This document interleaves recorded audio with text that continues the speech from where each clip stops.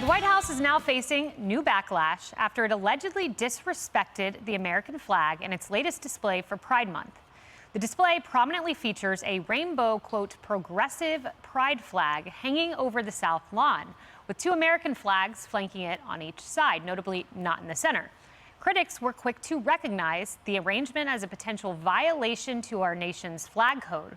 One section of the code reads, quote, the flag of the United States of America should be at the center and at the highest point of the group when a number of flags of states or localities or pennants of societies are grouped and displayed from staffs.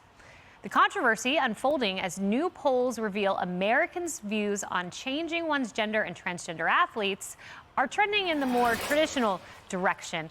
You know, I want to clarify, Harris, what makes this flag and its placement so galling, in addition to the disrespect of the American flag, is it comes in the context of our president repeatedly saying that we do not own our own children, that we are not in charge as parents. Let's take a walk down memory lane. When you see our kids, and I truly believe that they are our children, they are the children of our country. These are kids. These are our kids. They belong to all of us. You've heard me say it many times about our children, but it's true. They're all our children. They're not somebody else's children. They're like yours when they're in the classroom. There's no such thing as someone else's child. No such thing as someone else's child. Our nation's children are all our children. These are our kids. These are our neighbors. Not somebody else's kids. They're all our kids. Yeah, it begs the question as to why now at this point in history we want to sexualize young children to bring them into the conversation about LGBTQ+. And I don't have a scientific reason for that, and I don't believe the left does either. We're talking puberty blockers,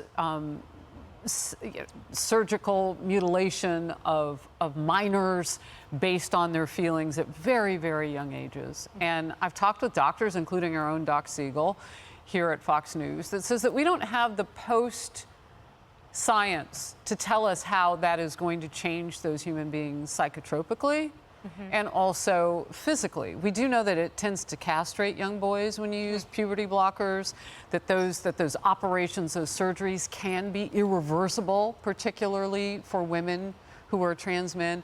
So there's a lot we don't know. So I don't know why you'd inject the very people in our society that have no vote yet on any of this because they are minors. And why would you want to tell us as parents, the people who are in charge of those little ones, that our voice counts less than the federal government's? Yeah, great question. You know, Jason, though, this is backfiring on the left. Make no mistake about it. I brought some receipts, some evidence with me. I've been citing this KFF poll for a few weeks that shows people agreeing with the Republicans when it comes to trans issues. Well, I've got some more receipts to pull up. One is this recent poll comes out Friday. The Public Religion Research Institute found 2/3 of Americans, 2/3, think there are only two genders. Gallup out over the weekend. Take a look at this. They say 69% say that if you join a team, a sports team, it should match your biological gender. And that is up from 62% just 2 years ago. So Democrats are stepping in on this, no doubt. For all the progress that the LGBTQ community has made in terms of acceptance and being involved and engaged, they are taking 15 steps back by trying to target kids, target religion, do some things that are radical in terms of mutilation of children, for goodness sake. And if this is really where they stand, they're going to have a rude awakening here when it comes time and when people go to the polls. What was done at the White House was terribly offensive. It is the United States of America. I would hope all Americans, no matter your political persuasion, no matter what your sexual preferences are, the red, white, and blue, and those stars and stripes, they stand for something. They are front. They are center. They should be, just as the statute says. There's no ambiguity here, folks. You can't put up what I believe is a political flag. That's what it is. It's a political flag. The flag of the United States of America, that's our nation's flag. Amen to that. And Lisa, at the same time, decade high is the number of people who are saying they are socially conservative at 38%. 29% say they are socially liberal. I mean, this is backfiring in a massive way. Well, I mean, I've gone further to the right as the country gets crazier because I'm like, I don't even know. We're living in crazy town, right? It's insane. The bizarro world that we wake up to every day. It's sad. We're a country with no moral compass. anymore. And particularly if you look at the trans issue, I'm sorry, anyone encouraging children to mutilate their bodies in the name of transgenderism is evil.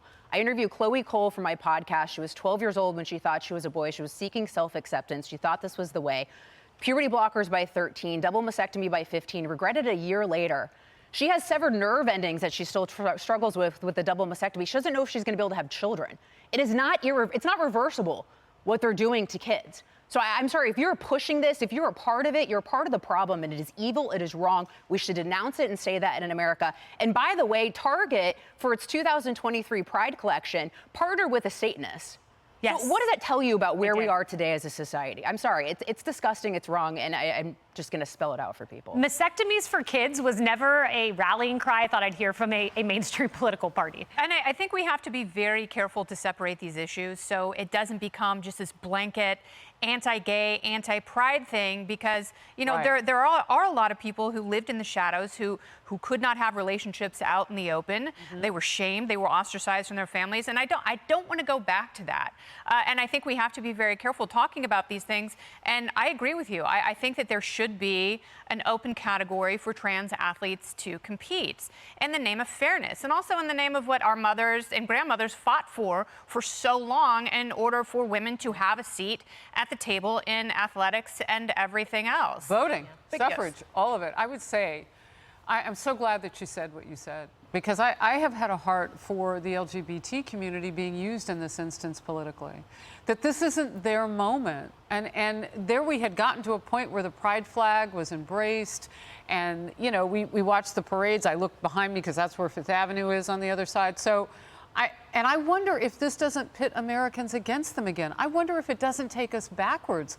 And as a person of diverse background, you don't want to go backwards, you want to go forward, you want to embrace that progress. I'm just not sure, what is this conversation we're having, and where is their part in it? But there's also, you know, if you talk to gay conservatives, they don't align themselves with this LGBTQ agenda. Exactly. True. Because it's a leftist point of view. What is being presented now with Pride Month, this isn't what they believe in, right? This is about pushing a political agenda, and that's why a lot of gay conservatives are rejecting this. This isn't a month of celebration in corporate America, it's a month of submission. You have to submit to the left's agenda, and that's what this is ultimately about. I think that's why you have more people saying, what is, you know, this isn't, we shouldn't be encouraging grown men to twerk in front of children or encourage young children to mutilate their bodies. It has gone off the rails. Or fake nuns to do pole dancing on a replica of the cross. These pride displays have been going on for years and years and years. Why are you hearing this backlash now? Because it's about our children. Exactly.